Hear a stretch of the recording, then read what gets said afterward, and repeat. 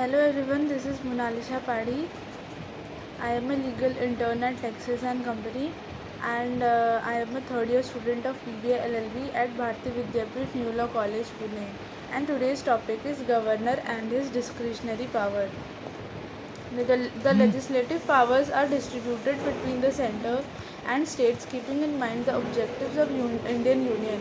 Under Articles 254 and 256, the Union is given powers to make laws on matters of nature which are important for the unity and integrity of the nation, listed in List 1 of the 7th Schedule. According to these provisions, the states are granted the power to make laws appropriate for the effective governance of the states in respect of the questions mentioned in List 2 of said schedule. The Union and states are authorized to legislate in the matters listed in List 3, the concurrent list, in order to ensure coordination and cooperation. The demarcation of power between the state and centre is the upshot of the detailed discussion in the Constituent Assembly.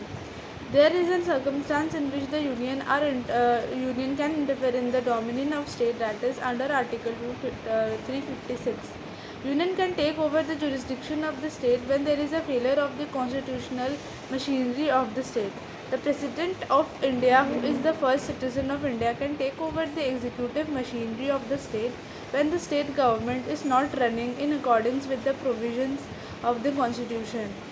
Article 356 is also used by the centre when the political parties have not received the majority in the state assembly and are failed to form the government.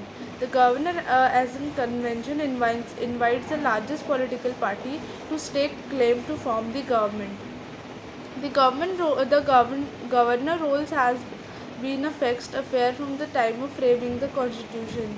It was feared that his role would be used in myriad ways to subvert or sabotage the democratic process. The governor's appointment and his role were subject to a contentious debate in the Constituent Assembly. There were members like Rohini Kumar Chaudhary who were alive to the dangers of the role played by governors under the colonial regime. The governors are appointed by President, who works on the advice of Council of Ministers headed by Prime Minister as per Article 74 Clause 2 of Indian Constitution. The governor holds office on the pleasure, which is actually the discretion of the President, who itself works on the advice of the Prime Minister. There are instances when the governor asked to favor ruling party by not calling the party getting the highest seats in a state election to form the government. So the Supreme Court in various cases asked the largest party to prove the majority by way of floor test. Hung parliament occurs when there is no absolute majority of parliamentary seats in favour of any single political party. If there is a bicameral legislature and the administrative is only responsible to the lower house, then the hung parliament is only used for that house. The majority of a party in general election leads to an absolute majority and thus rapidly to formation of the new government. This pattern is an exception to the hung parliament that can be regarded as anomalous or unwanted. It is unusual for a party to gain a simple majority of seats in a multi-party system of representatives elected by proportional representation. These terms can be used for defining an election in which no established party coalition secures majority. This hung parliament is similar to the hung legislative assembly, where no coalition of political parties or the single largest party has no majority to prove in the lower house. In an electoral democracy, it is believed as well as expected that the role of electorate is not just restricted to the exercise of franchise but extend to the ultimate goal of the formation of government. However, this expectation is betrayed time and again in every state election in which the electorate fails to offer majority numbers to one party alliance, thereby leaving enough space for constitutional improprieties by constitutional functionaries. These fluctuated mandates triggered a debate about governor role in developing the government when an assembly is hung.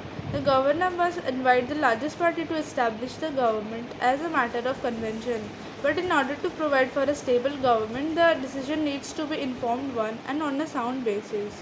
In 2006, then President of India, Dr. APJ Abdul Kalam, addressing the governors, emphasized the importance of Sarkaria's Commission's recommendation and said, while the Constitution provides for many checks and balances, the Governor Office has been granted independence in order to rise above day-to-day politics and circumvent compulsions, whether arising from the center.